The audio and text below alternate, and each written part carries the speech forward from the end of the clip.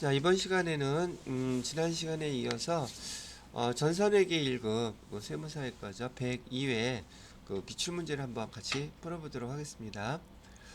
이론 15문제부터 한번 같이 풀어봐요.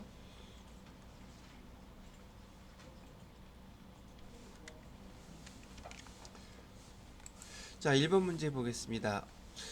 다음 중 거래 8요소와 그다음에 그 예시로 가장 적절하지 않은 것은 이라고 나와 있는데, 이거 앞에서 풀어드렸던 문제하고 비슷하죠? 아니, 비슷한 게 아니라 거의 똑같아요. 자, 거래 8요소라고 한다면 우리 회계 2급 수준에서 배웠던 항목을 갖다가 이렇게 써놓으라고 했던 거 기억나시죠? 거래 8요소, 차변, 그다음에 대변, 그다음에 차변에는 자산 증가했을 경우, 대변에는 자산이 감소했을 경우, 그 다음에 부채가 감소한 경우, 부채가 증가한 경우, 그 다음에 자본이 감소한 경우, 자본이 증가한 경우, 그 다음에 비용이 발생, 수익이 발생. 자, 요거 뭐 다들 알고 계시는 걸 테니까, 거래는 반드시 차변과 대변, 상대평가하고 연결이 되는 거래여야 된다고 얘기를 해드렸단 말이죠. 그럼 일단 빨리 요거부터 맞춰봐야겠죠. 자산의 증가, 자본의 증가, 자산 증가, 자본의 증가 거래가 되고요. 자산의 증가, 자산의 감소, 자산의 증가, 자산의 감소, 이것도 되네요. 자산의 증가, 부채 증가, 자산의 증가, 부채 증가 되네요. 부채 감소, 부채 증가, 부채 감소하면서 부채 증가. 기본적으로 지금 이 문제에서는 거래 8요소에 된 건 다 성립된단 말이죠. 제가 말씀드렸던 거 차변과 대변하고 연결이 돼야 된다고 얘기해 드렸었어요. 차변끼리 묶여지거나 대변끼리 묶여지는 거래는 성립하지 않는다고 얘기해 드렸던 거죠. 그래서 첫 번째 건 오케이 통과가 됐는데, 옆에 거래 8요소에 해당되는 그 거래 내역이 제대로 맞는지를 갖다 완전 봐야 되겠죠. 자, 문제 나왔던 거 거의 비슷하게 이런 식으로 문제가 계속 출제가 돼요. 우선 자산의 증가와 자본의 증가라 그랬는데, 회사의 설립을 위해서 자본금 1,000만원 보통예금에 입금했다. 그럼 보통예금이 증가하니까 자산이 증가할 것이고, 자본금이라고 했으니까 대변에 자본이 증가하겠다. 이건 맞네요. 두 번째, 마스크 생산에 사용되는 원당 구입대금 3천만 원을 현금으로 지급하다. 현금 나갔으니까 자산 감소할 것이고, 원단을 구입했다면 뭔가 재고자산이겠죠. 재고자산 상품이라고 쳐도 상품 자산이 증가한다. 두 번째 것도 맞네요. 세 번째 거, 직원의 주택 구입 자금 1억 원 보통예금에서 이체했다고 얘기하면, 보통예금은 대변에 돈이 나갔을 테니까 자산이 감소했어야 되겠죠. 여기는 부채 증가라고 했으니까 틀렸고, 그 다음에 이체해서 대여해다. 그러면 대여금은 자산이에요? 부채예요? 대여금은 돈 빌려준 건데 나중에 회수해야 되니까 자산이죠. 자산이 증가하겠다. 맞네요. 대변께 틀렸죠. 보통예금에서 이체해야 된다고 했으니까, 보통예금이 우린 자산 계정인데 부채 계정이라고 해놨기 때문에 틀렸던 거예요. 그 다음에 4번에 보시게 되면 약속어음을 발행했대요. 그 다음에 외상매입금을 지급했다. 그럼 외상매입금 갚은 거네요. 그럼 외상매입금은 감소해야 되겠죠. 차변에 부채가 감소할 것이고, 약속어음은 발행을 했으니까 지급어음이 되겠죠. 부채가 증가하겠네요. 예, 맞습니다. 4번도 맞게 되어 있고 3번이 틀린 보기가 되겠습니다. 자, 그 다음에 2번 문제를 볼까요? 2번 문제 보게 되면 기말재고 물어봤네요. 우리 이거 FAT 그 1급 할 때도 여러 번 해봤던 것인데 한번 보도록 하겠습니다. 선입선출법으로 해달래요. 선입선출법으로 기말재고 얼마요? 물어본다 그러면 어떻게 하라 그랬어요? 일단 매출을 기준으로 해야 되겠죠. 자, 선입선출법은 먼저 사갖고 온 거 먼저 판매가 된다라고 얘기했었어요. 그럼 매입한 거 여기 200개밖에 없잖아요. 그럼 150개 팔았다 그러면 200개 중에서 150개 팔았겠죠. 자, 그러면 남아있는 거 여기다가 밑에다 한번 정리를 해볼까요? 자, 150개 팔았으니 5월 6일 날짜의 재고는 지금 150개를 팔아서 50개만 남아있을 거고, 단가는 얼마짜리래요? 200원짜리래요. 그러면 곱하면 얼마가 되겠습니까? 만원 되겠어요? 만원. 자, 또 뭐 남아있겠어요? 12월 10일 날 산 거 손대지 않았으니까 그대로 있겠죠? 12월 12일 재고 100개는 그대로 남아있을 것이고요. 단가는 얼마래요? 300원 이라면 재고는 얼마가 있겠어요? 3,000원, 3만원. 그러면 기말 재고 남아있는 건 요 두 개 이렇게 남아있겠네요. 그죠? 그럼 금액은 총 얼마겠다? 그래서 답이 4만원이에요. 라고 답하시면 되겠다는 얘기입니다. 자, 그 다음에 3번 문제를 보시니까 영업 외 비용, 이거 많이 물어본다 그랬었어요. 영업의 비용과 판관비 구분할 줄 알아야 되는데, 개발비는 뭐예요? 판관비예요? 개발비를 기억하실 때는 연구비라는 거하고 같이 비교해서 대조해서 기억을 해주세요. 연구비는 판관비고요. 개발비는 무형자산이에요.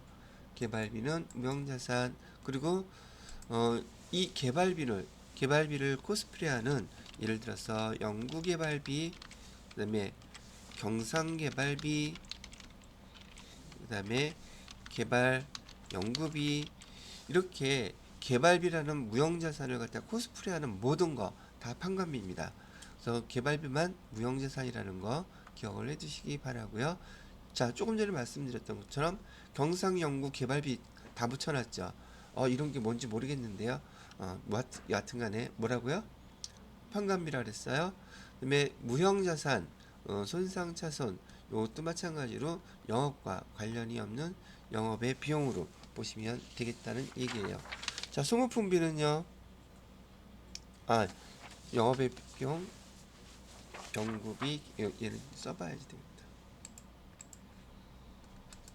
여기는 개발비는 무형자산, 그 다음에 경상연구 판관비, 그 다음에 영업과 관련이 없는 영업 외 비용, 소모품비는 대표적인 판관비.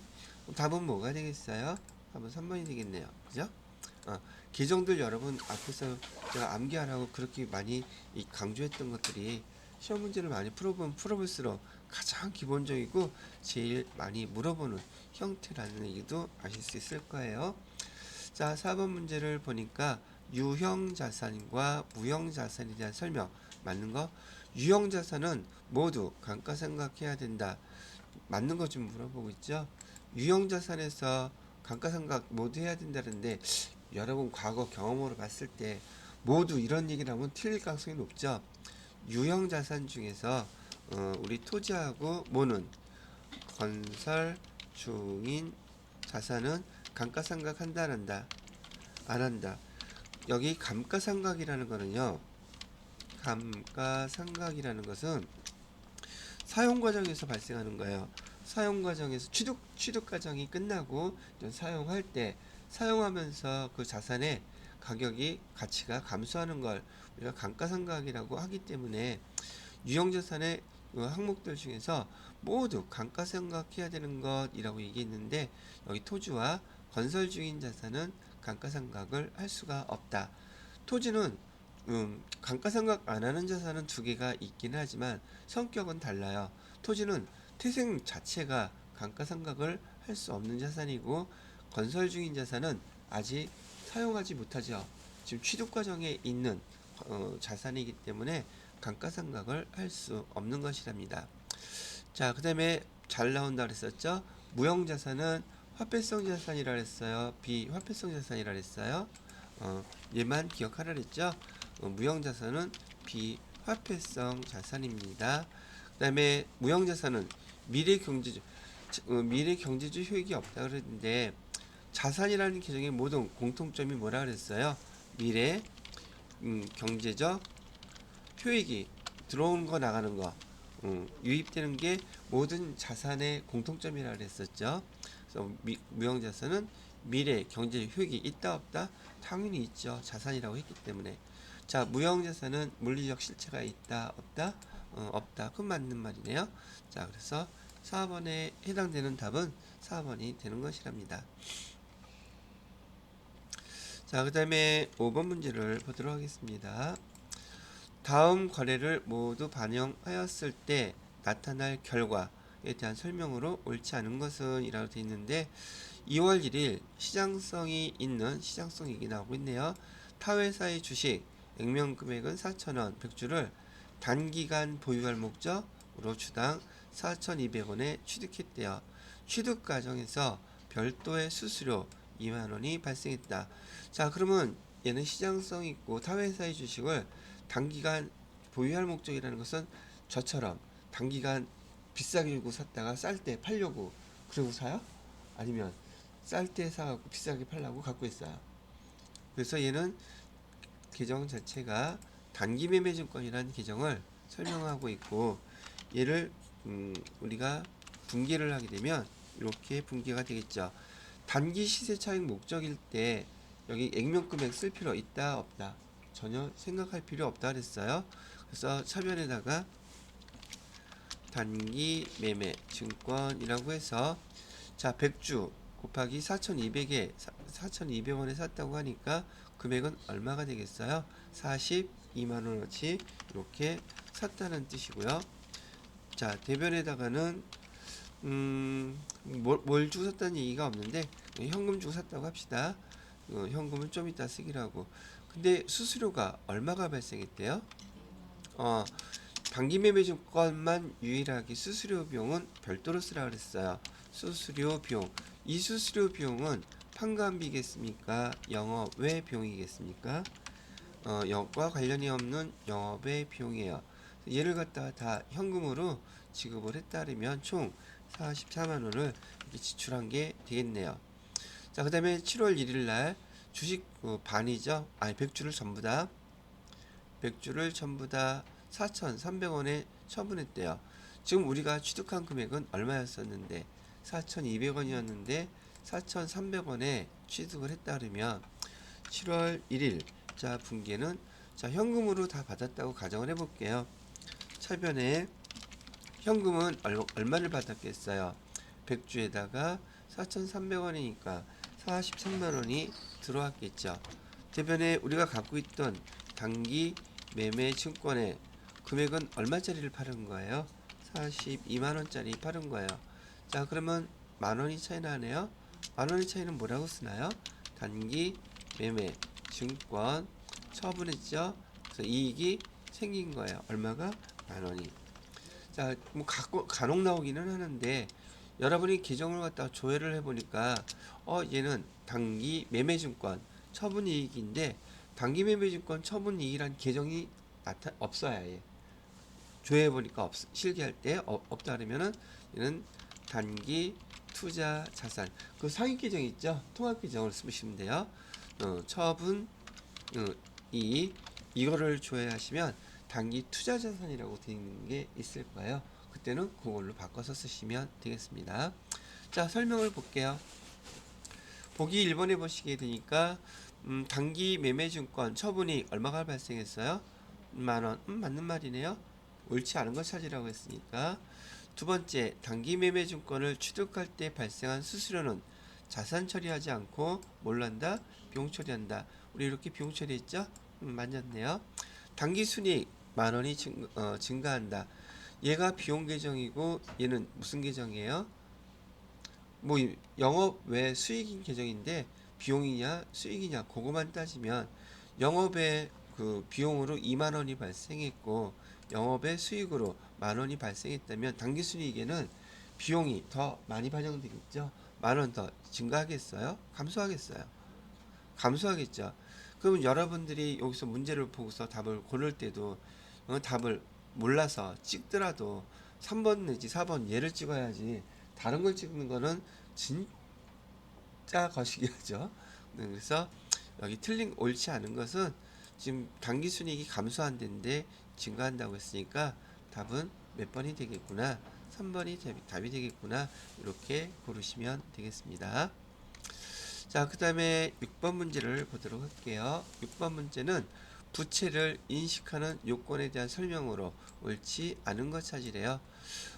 보통 우리 자산, 부채, 자본, 재무상태표의 계정들은 우리 다 과거 사건의 결과나 그다음에 거래로 이루어진 것들이죠. 그래서 우리 역사적 원가라는 용어를 많이 썼단 말이죠. 자, 부채라는 것도 마찬가지로 과거의 사건 또는 거래로 그 결과로 현재 의무가 존재한다. 예, 당연히 맞는 말이 되겠죠. 두 번째, 당해 의무를 이행하기 위하여 요 우리 경제적 효익이 유출된다는 얘기 있었죠. 확실히 유출되는 게 아니라 가능성이 매우 높을 때 우리가 부채를 여기 인식한다는 말 있잖아요. 인식한다는 말은 재무제표에 기록한다는 말이에요.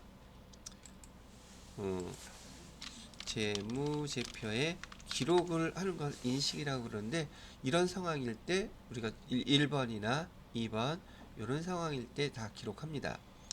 자, 그 다음에 세 번째, 당해 의무의 이행에 사용되는 금액을 신뢰성 있게 추정. 예, 그래서 우리가 재무제표에 기록되는 그 세 가지 요건들 있잖아요. 이거예요. 과거의 사건이나 거래 결과가 있어서 부채인 경우는 의무가 존재하지만 자산은 유입될 확률이 높은 것들, 유출될 가능성이 높다 이런 것들. 또 대부분 신뢰성 있게 추정할 수 있어야지 돼요. 그 금액들을 신뢰성 있게 추정하지 못한다면 기록할 수 있겠다 없겠다 없어요. 그러면 그 기록할 수 있다는 말을 우리 회계에서는 뭐라고 써요? 재무제표에 인식할 수 있겠다 없겠다 재무제표에 인식할 수 없다 이렇게 받아들이시란 얘기예요. 그런 의미니까. 자, 그래서 세 번째 것도 맞는 말이고요. 자, 우발부채는 우발 자산이란 말도 나중에 배우실 텐데 지금 한번 문제 나왔으니까 미리 한번 들어주세요. 우발 부채도 있고요. 우발 자산도 있어요. 우발 부채, 우발 자산은 우연히 발생한 부채라든지 우연히 발생한 자산이라는 뜻이에요. 대표적인 게 뭐냐면 자, 소송이 걸렸어요. 소송 걸렸을 때 우리 옛날에 삼성하고 저기 애플하고 붙은 적 있었죠. 전 세계적으로 유명했던 특허권 소송, 디자인권 소송들이 있었는데 소송이 걸리게 돼서 우리가 지면 돈 줘야지 돼.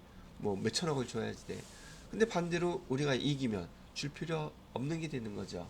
근데 그 금액 말이에요. 소송에서 지면 부채를 줘야 되는데 8천억, 예를 들어서 8천억이라고 쳐요.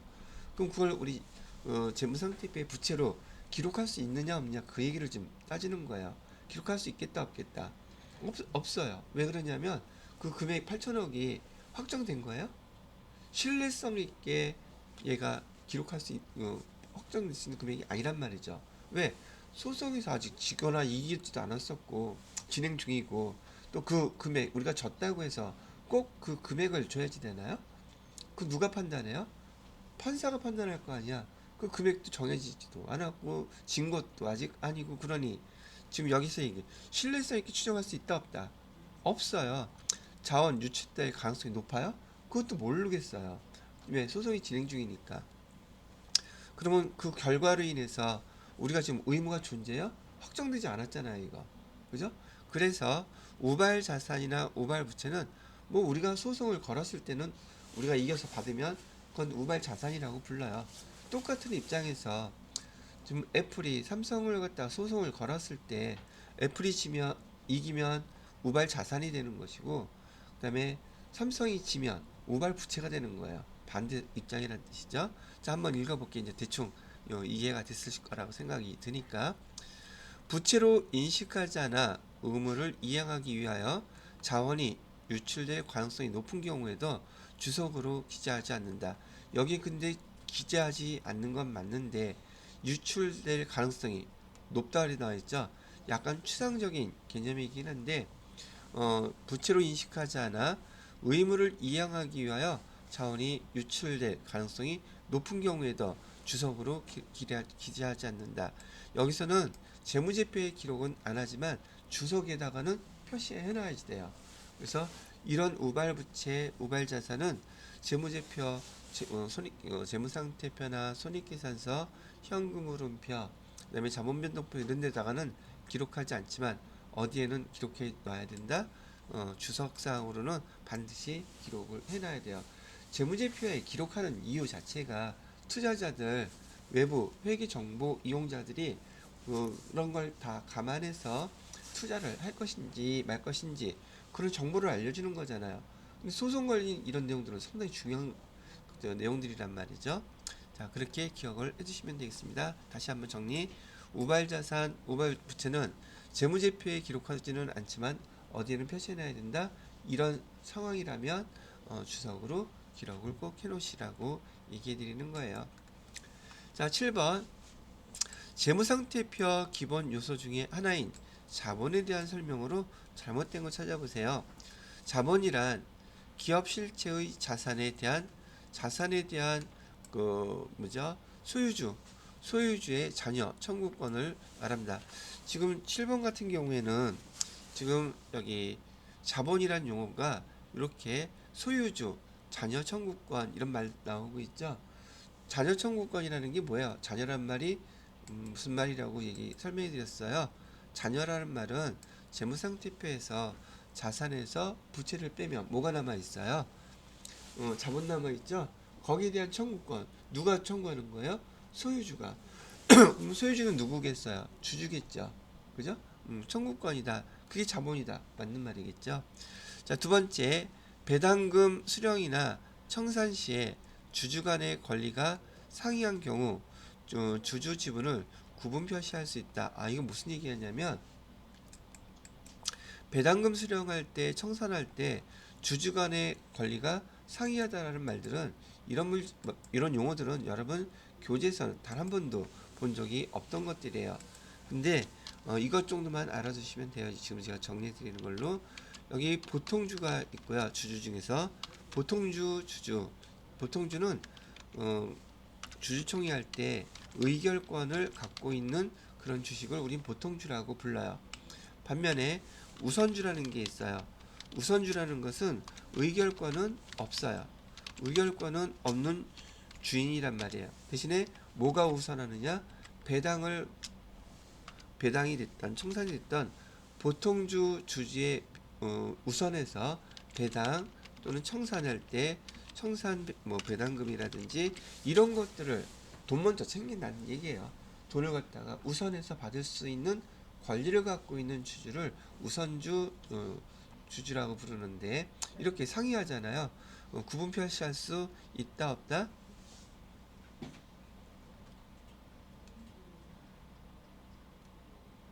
있다고 얘기하는 거고요. 자, 그 다음에 세 번째, 재무 상태표상 자본의 총액은 자산 부채를 인식, 측정함에 따라 결정된다. 뭐 기본적인 거니까 알고 보고요. 네 번째는 재무 상태표상 자본의 총액은 주식의 시가총액과 일치하는 게 일반적이다. 자, 자본의 총액은 지금 자본 기억나시나요? 자본의 우선 말로만 해볼게요. 써드려야 되나? 복습해야 되니까. 자본이라는 것의 총액은요 5가지로 구성되어 있다고 그랬었죠. 자본금, 두 번째는 뭐였었어요? 자본 잉여금, 세 번째는요 자본 조정, 네 번째는 기타 포괄 손익 계획, 다섯 번째로는 이익 잉여금. 자, 이렇게 자본이라는 계정은 5가지로 구성이 되어 있는데 지금 여기서 얘기하는 자본의 총액, 얘는 시가총액과 일치한다는데 시가, 지금 주식시장에서 이 회사의 주식이 거래되는 것은 어떤 것만 거래되고 있어요? 주식 자체만 거래되고 있잖아요. 주식 자체는 자본금이겠죠. 자본이 아니라 자본금이에요. 우리 자본금 기록할 때 어떻게 기록하기로 약속했어요? 여기 주식수, 여기다가 주식수 곱하기 뭘 내기로 했어요? 액면 가액 이렇게 돼 있는 거잖아요. 지금 거래되는 주식이 대부분 이 액면 가액 대신에 시가로 지금 반영돼서 저기 시장에서는 팔리고 사고 그러는 거 아니겠어요? 그죠? 그래서 기본적으로 대다수의 주식 거래되는 것은 이렇게 주식수 곱하기 액면가액으로 표시되어 있는 자본금, 즉 주식이 발행 주식이 주식시장에서 증권시장에서 유통되고 있단 말이죠. 유통주식. 발행 주식이 전체 다 유통주식일까요? 제가 말을 다시 발행된 주식이 이 회사에서 발행된 주식이 1000주가 있다면 1000주가 다 증권회사에서 사고 팔리고 그럴까? 그런 거하고 관심 없이 그냥 다 대주주는 갖고만 있고 유통되는 주식은 그 중에서 일부일까? 이런 거 따지는 거예요. 여하튼 간에 자본의 총액, 이 자본 전체 총액이 시가 총액과 일치한다? 이건 일치할 수가 없는 거죠. 이런 것들은. 그래서 해당되는 여기 문제 설명의 답은 4번이 답이긴 한데요. 지금 여러분들 입장에서는 처음 접하는 그런 설명들이 바로 2번 설명이라든지 그 다음에 여기 4번 설명이 조금 어려운 문제 중에 하나가 됐더란 얘기죠. 그럼 이런 경우는 어떻게 해야 돼요? 잘 찍어야 돼요. 틀렸다고 잘 찍지 못하는 거 아니에요. 너무 이런 데서 연연하지 않으셔도 됩니다. 그 대신 이런 내용이 있다 보면 제가 이렇게 설명해 드리잖아요. 그죠? 그래도 못 알아듣겠다? 그럼 세무 2급 때 다시 또 한번 들어봐요. 자, 그 다음에 8번 문제 보도록 할게요. 이렇게 스트레스 받을 필요가 뭐 있겠습니까? 자, 그 다음에 다음 자료를 이용해서 다음 가의 계산을 하면 가가 뭐야? 매출 총이익에서 뭐를 빼면은 영업이익이 나와요? 이거 거의 문제에서 빠지지 않고 물어보고 있죠. 손익구분이에요. 여기에 해당되는 건 뭐죠? 매출 총이익에 해당되는 거. 가에 해당되는 게 뭐예요? 아, 모르겠어요? 모르면 또 써봐야지 뭐. 자, 손익구분이란 말이 무슨 뜻이죠? 매출액에서 뭐를 빼주고 매출 원가를 빼주고 매출 원가를 빼게 되면 뭐가 나와요? 매출 총이익 나오죠? 매출 총이익에서 뭐 빼줘야 돼요? 판관비 빼주면 뭐가 계산될까? 영업이익. 영업이익에서 뭐는 더해주고 영업외 수익은 더해주고 뭐는 빼주고 영업외 비용은 빼주면 뭐가 계산이 돼요? 법인세, 차감전, 손익인데 전 다 그냥 이익이라고 할게요. 손해날 수도 있잖아요. 법인세 비용을 빼게 되면 마지막으로 당기 순이익이 이렇게 나온다 라고 했는데 지금 매출 총이익에서 뭐를 빼니까 영업이익 나와요? 물어본 걸로 봐서 여기는 지금 매출 총이익에서 뭐를 빼면 영업이익 나와요? 결국 판관비 물어본 거죠. 그럼 여기서 판관비에 해당되는 거 얼마가 있어요? 자, 영업부 종업원의 급여는 대표적인 판관비죠. 그 다음에 대손상각비, 감가상각비 대표적인 판관비라고 제가 여러 번 얘기해 드렸었죠. 그렇지만 여기 상거래 채권 외라는 것은 기타 채권인데 기타 채권의 대손상각비는 기타 채권이므로 얘도 기타에 해당되는 영업의 비용이 되기 때문에 얘는 판관비에 들어가지 않아요. 얘는 계정이 이름이 뭐였었냐면요. 얘는 기타의 대손 상각비라고 하고 기타의 대손 상각비는 영업 외 비용입니다. 기타기 때문에 우리 영업과 관련이 없는 걸 기타 채권이라고 불렀잖아요. 그 다음에 거기에 반해서 대손 상각비는 무슨 비용이다? 대표적인 판관비다. 기억을 해주시면 되겠고요. 여기 이자 비용이라든지 기부금 얘를 매일매일 낼 수는 없는 거죠. 둘 다 영업 외 비용이에요. 근데 여기 해당되는 가의 것은 판관비만 물어봤으니 답은 몇 번이 되겠습니까? 라고 질문했잖아요. 얼마예요? 7만원이 답이 되겠네요. 자, 여기까지 해서 재무회계 8문제 풀어봐 드렸고요. 9번 문제부터는 원가계산 문제네요. 자, 또 원가계산 문제 갖고 한번 정리를 해보시도록 하죠. 9번 제조기업의 원가 계산 산식으로 가장 옳은 것은 어떤 겁니까? 라고 돼 있어요. 자, 단기 제품 제조 원가는 직접 재료비, 직접 농업비, 제조 간접비. 얘는 지금 뭐 설명하는 거죠? 단기 총 제조 원가, 제조 비용 설명하는 거죠. 여러 번 반복해서 아실 거라고 생각하고요. 자, 직접 재료비는요. 직접 재료비는 기초 원재료 재고액에 단기 원재료 순매입액에서 기말 원재료 재고액 빼면 직접 재료비 나와요. 라고 되어 있는데요. 얘는 그러니까 1번은 틀렸고 2번은 직접 재료비 뿐만이 아니라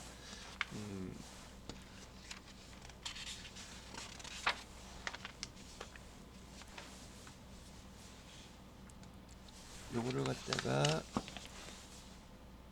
여러분 복습할 겸 하니까 좀 번거롭더라도 한번 써볼게요.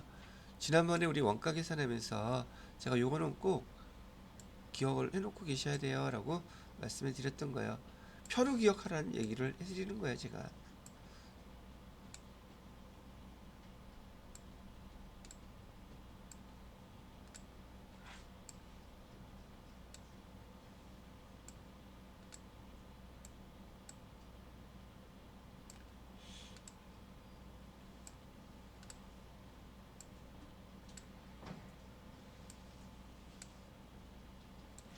뭐 여러 번 이런 거 문제도 풀고 또 진도 나가고 또 급수 올라갈 때도 계속 반복적인 것들을 반복해서 학습을 하게 된단 말이죠. 자, 여기서 원재료라고 이 계정을 가정하고 재고자산들이에요. 여기는 제공품이 될 것이고 제품이 된다고 얘기해 드렸던 거죠. 자, 얘네들 원재료나 제공품 제품들은 공통적으로 다 재고자산들이에요. 재고자산은 빠짐없이 기초재고하고 뭐는 다 있다, 기말재고는 다 있게 된단 말이죠. 이렇게 기초재고 다 있고요. 그 다음에 기말재고도 공통으로 다 있어요.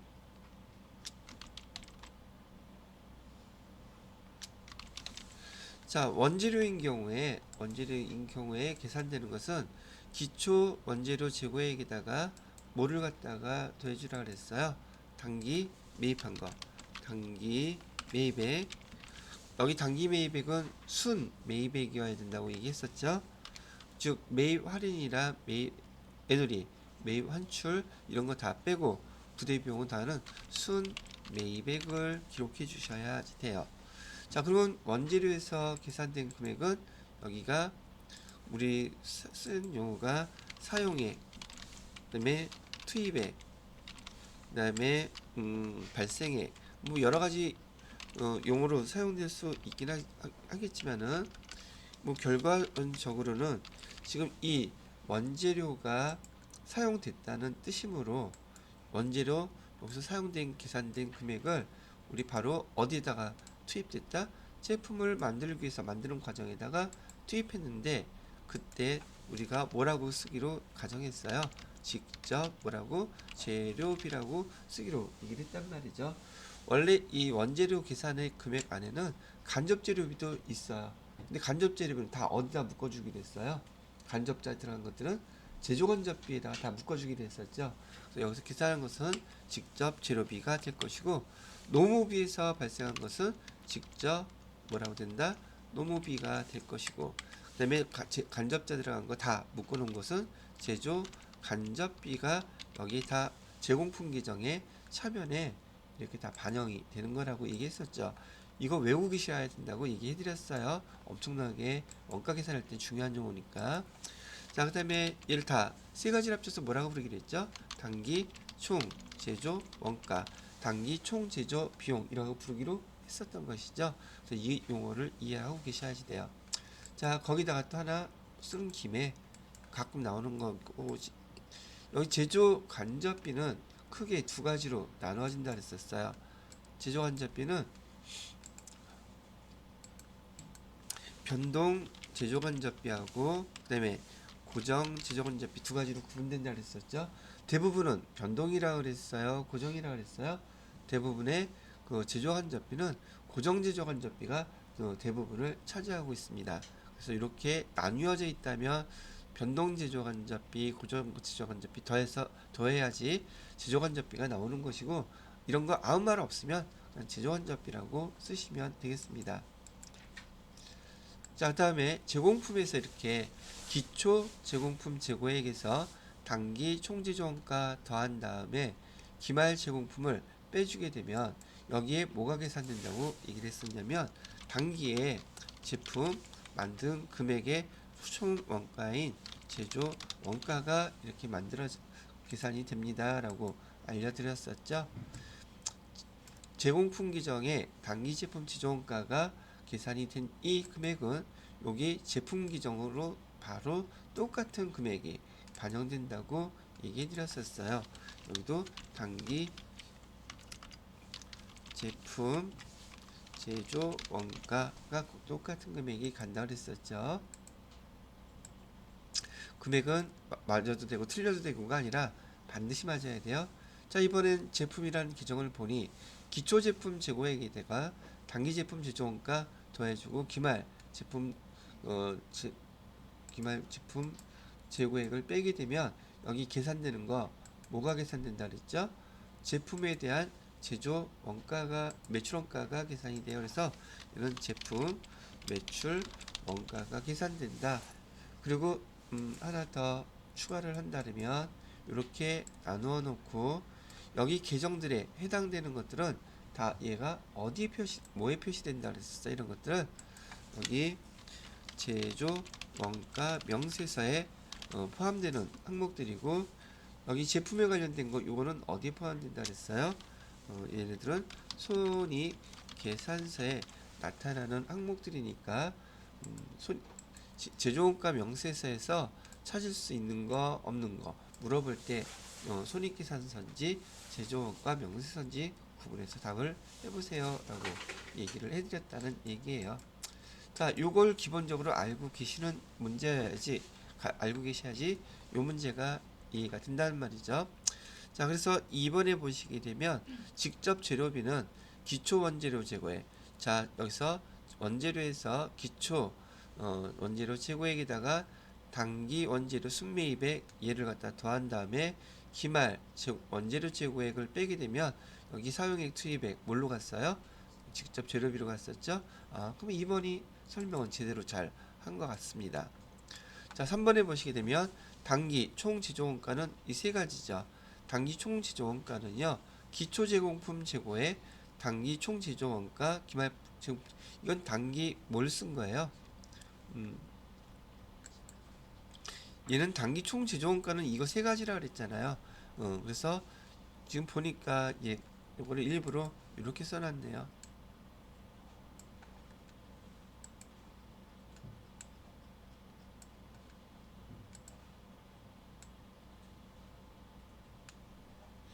자, 지금 요 공식은 얘를 설명한 거예요. 반대로 지금 여기 단기 총 제조원가 요 공식이 바로 얘를 설명한 거네. 서로 반대로 설명을 해주고 있어요. 자, 매출원가는 어떻게 계산이 돼요? 기초제품 재고에 기초제품 재고에 맞네요. 단기 제품 제조원가 이 빼야지 돼요? 더해줘야지 돼요? 더해줘야 되죠? 요거 틀렸네요. 단기 제품 제조원가를 더해주고 뭘 빼줘야 돼요? 기말 제품 재고에 용어들은 다 맞았지만 그 더해주는 산식이 틀렸네요. 그래서 9번에는 2번이 답이 되는 거예요. 지난번에도 설명해드렸던 거 여기서 복습하시라고 또 설명을 해드렸습니다. 자, 10번 문제를 보시게 되면 개별원가 계산하고 종합원가 계산 비교 문제 많이 나온다 그랬었죠. 그래서 용어 구분이 중요해요 라고 되어 있습니다. 잘못된 거 찾으래요. 자, 종합원가 계산은 소품종, 대량 생산, 품종이 적어야 되겠죠. 동일 종류가 품종이 똑같든지 거의 유사 품종으로 생산을 해야지 돼요. 맞게 설명 잘 했네요. 2번 종합원가 계산은 원가를 공정별이라고 했었죠. 공정별 또는 부문별 이런 용어를 사용해요. 자, 그 다음에 세 번째 개별원가 계산은 원가 보고서를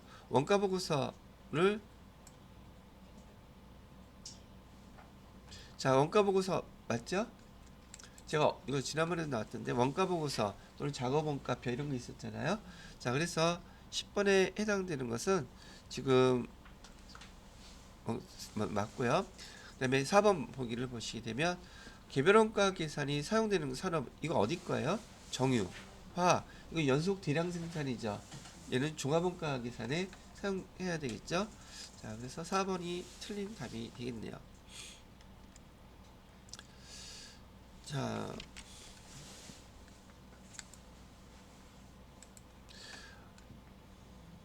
11번 문제는 평균법에 따라서 재료비, 가공비, 완성품 산량파래요. 제가 이거 엄청나게 많이 나온다고 얘기했었죠.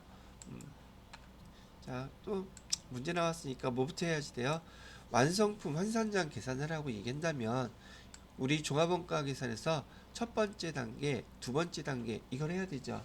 첫 번째 단계는 물량흐름, 두 번째 단계는 완성품 환산. 두 번째 단계 하라는 얘기예요. 자, 그러면 여기 이렇게 그려 놓으시고요. 여기 제공품 써놓고 우리 배웠던 대로 한번 여기 그대로 반영을 해보겠습니다.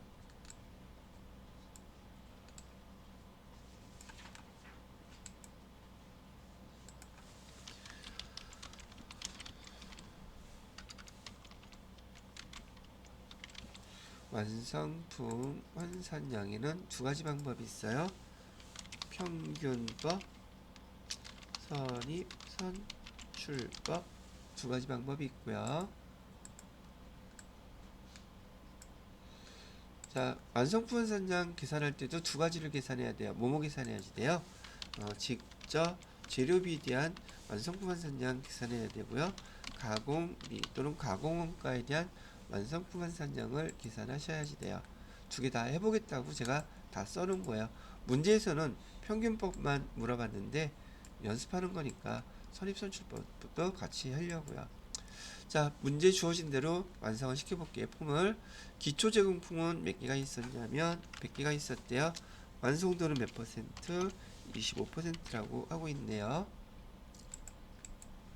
자, 그 다음에 단기 착수한 수량은 400개. 완성된 게 몇 개래요? 완성된 건 300개. 그럼 우리는 물량의 흐름을 맞춰야 되므로 기말 제공품은 몇 개가 되겠어요? 이 문제에서 없다고 할지라도 200개라는 건 금방 알겠죠? 그 다음에 완성도는 몇 퍼센트? 50%가 완성됐다고 얘기를 하고 있습니다. 자, 요 밑에 가정이 되게 중요하다 그랬어요. 그 중에서도 재료에 대한 가정이 되게 중요해요.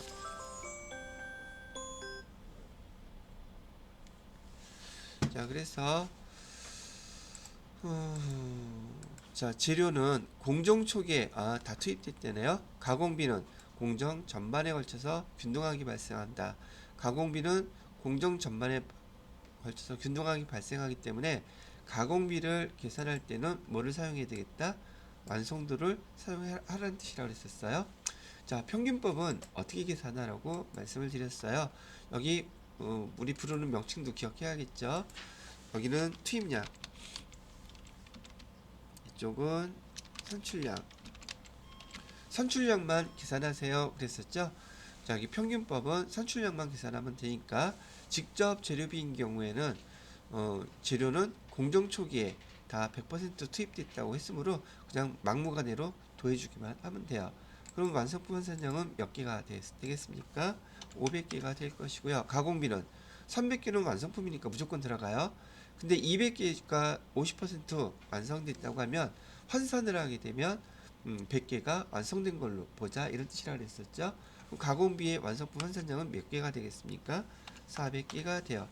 얘를 선입선출법으로 하게 되면 선입선출법은 뭐만 빼주면 되는 거예요? 기초제공만 빼주면 되니까 500개에서 몇 개 빼준다? 100개 빼주면 선입선출법으로 직접 재료비에 대한 완성품 환산량 개수는 400개가 될 것이고 밑에 여기 가공비는 몇 개가 되겠어요? 100개가 25% 완성됐다면 25개가 완성된 것으로 환산하면 되겠죠. 여기는 375개가 되겠네요. 두 가지 연습 다 해보셨죠? 오케이. 이렇게 계산해서 답을 쓰시면 되겠습니다. 그러면 직접 재료비 500개, 그다음에 가공비 400개. 예, 답은 3번이 답이 되겠네요. 이 3번이 답이 돼요. 자, 이제 문제 몇 개 안 남았는데 12번 원가 계산 문제 마지막 거하고 부가가치세 문제 1호 문제 세 문제에서 풀어드리도록 할게요. 다음 시간에 잠깐 쉬었다가 하겠습니다.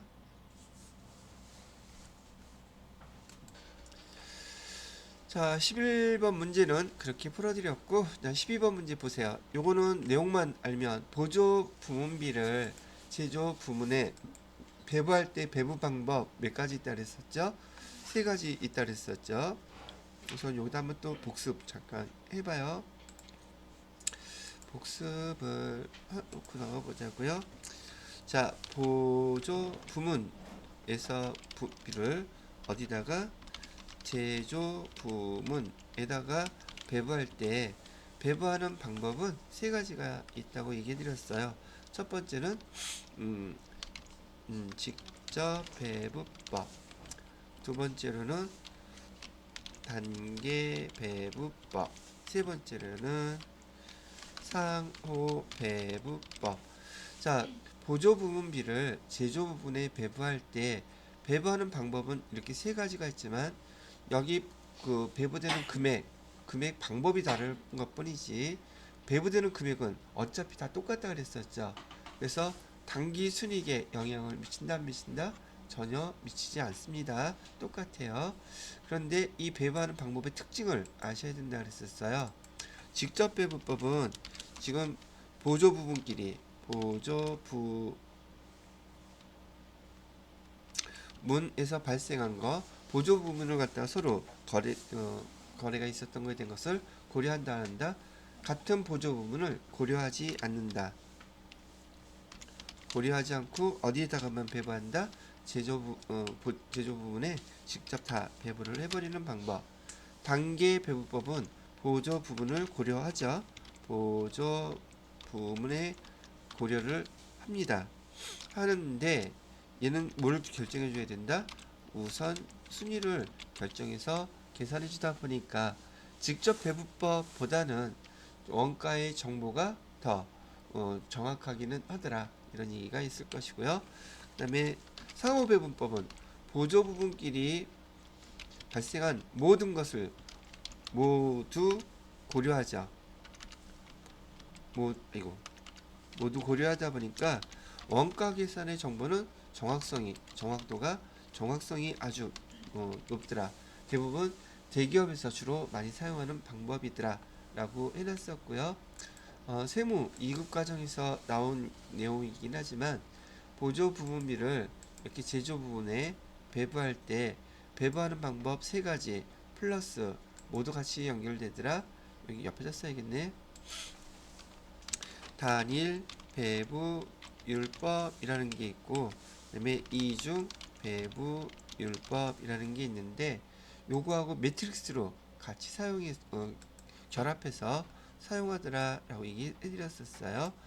단일 배부율법을 사용하면서 직접 배부법을 사용할 수 있고 그다음에 단일 배부율법을 사용하면서 단기 배부법 사용할 수 있고 단일 배부율법 사용하면서 상호 배부법 이렇게 매트릭스로 연결돼서 사용할 수가 있는데 여기서는 여러분들한테 그런 계산 문제가 포인트가 아니라 단일 배부율법은 뭐를 단일 하나로 한다는 뜻인지 이중 배부율법은 뭐를 이중으로 한다고 하는 것인지 단일 이중은 우리가 배웠던 원가 행태의 원가 분류였던 변동원가하고 그다음에 고정원가의 배부 비율을 같이 똑같은 걸로 하면 단일 배부율법 그다음에 서로 다르게 배부하게 되면 이중 배부율법 이렇게 구분하는 거예요 라고 얘기를 해드렸던 항목이랍니다. 자, 그러면 그 기준으로 해서 여기 문제를 또 한번 풀어보시게 된다면 1번 상호 배분법은 보조 부문 상호 간의 용역 관계를 완전히 고려. 요게 키워드예요. 배부함으로 사전에 배부함으로 사전에 그 배부 금액을 결정하는 방법이다라고 되어 있어요.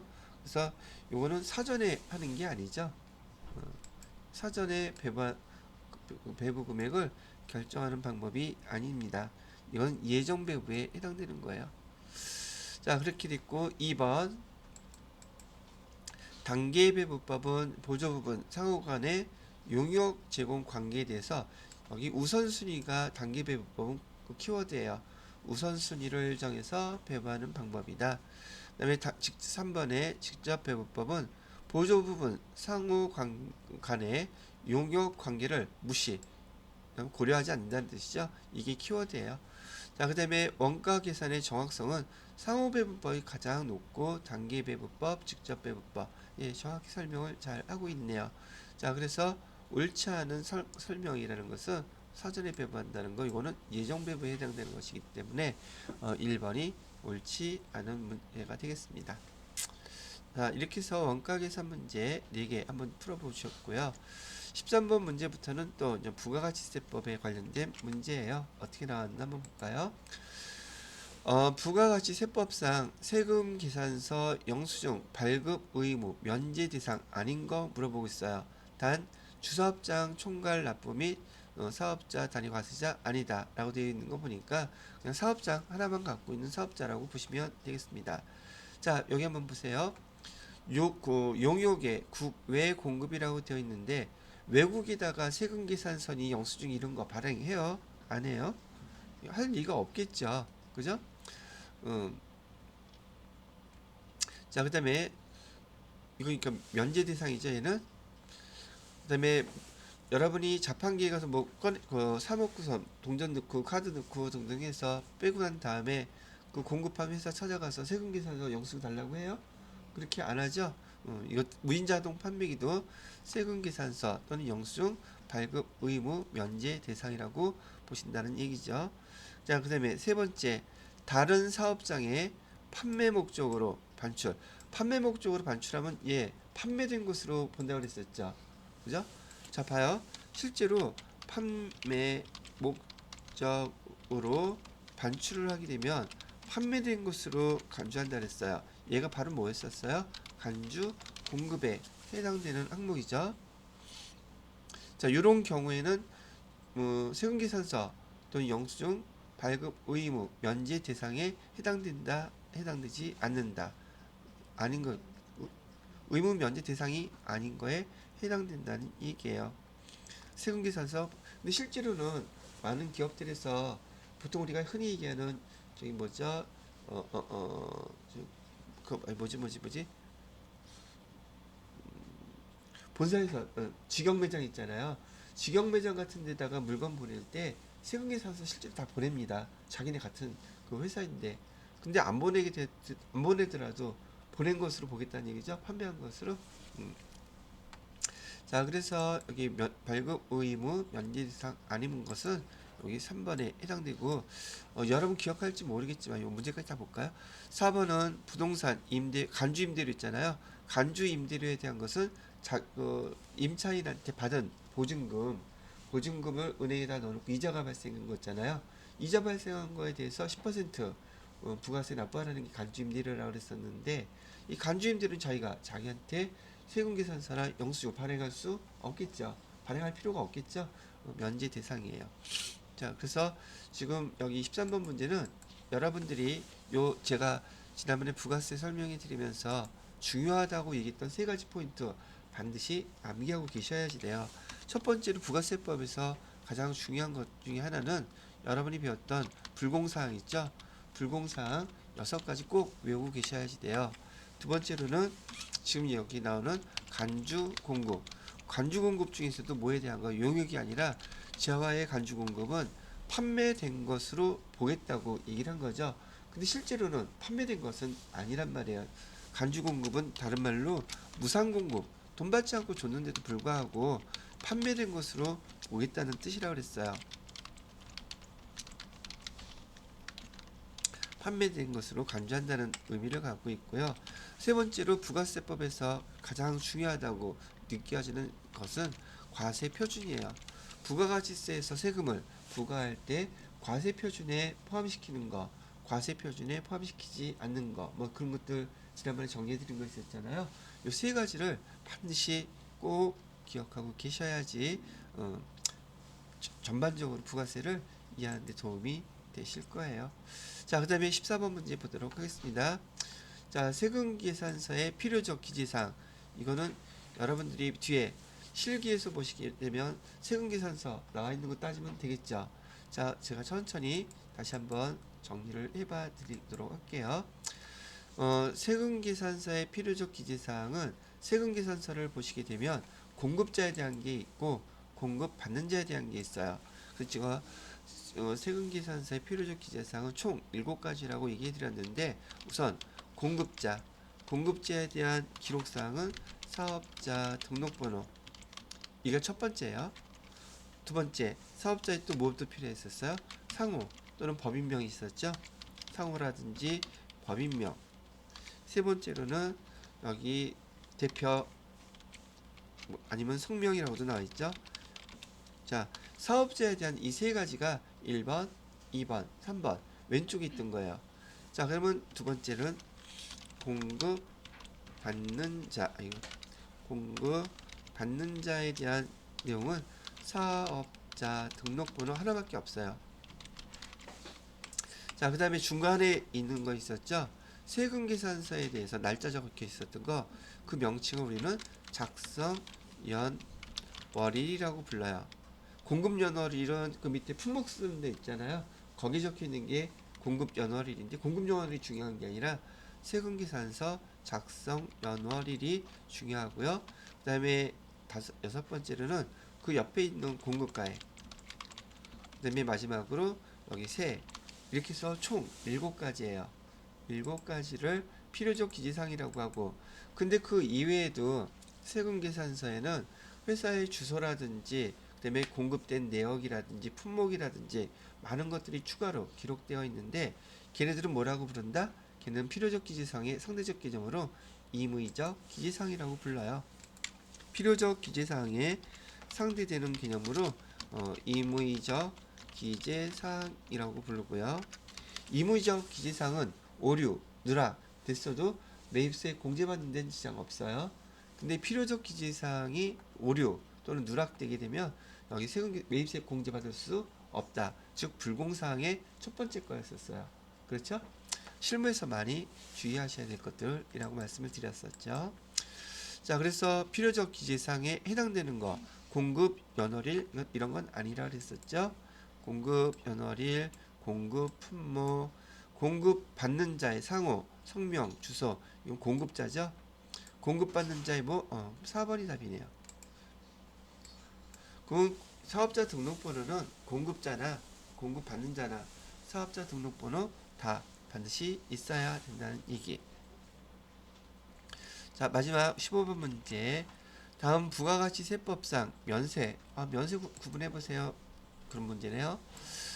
은행법에 따라, 은행 금융 있잖아요. 제가 보통 금융이라고 그랬다 했는데, 금융에 뭐뭐 있다고 기억하라고 그랬었느냐 하면, 금융에서는 은행이라든지 증권이라든지 보험이라든지 이런 데는 여러분이 거래할 때 부가가세 계산된 거 단 한 번도 본 적이 없으실 거예요. 금융업은 면세 종목이라는 얘기 해드렸었고요. 자, 그 다음에 면세되는 용역 아닌 것 찾으라 그랬으니까 얘는 면세. 그래서 면세고요. 두 번째, 주무관청의 허가 또는 인가를 받은 교육 용역, 교육도 면세라고 얘기해드렸었죠. 도 면세.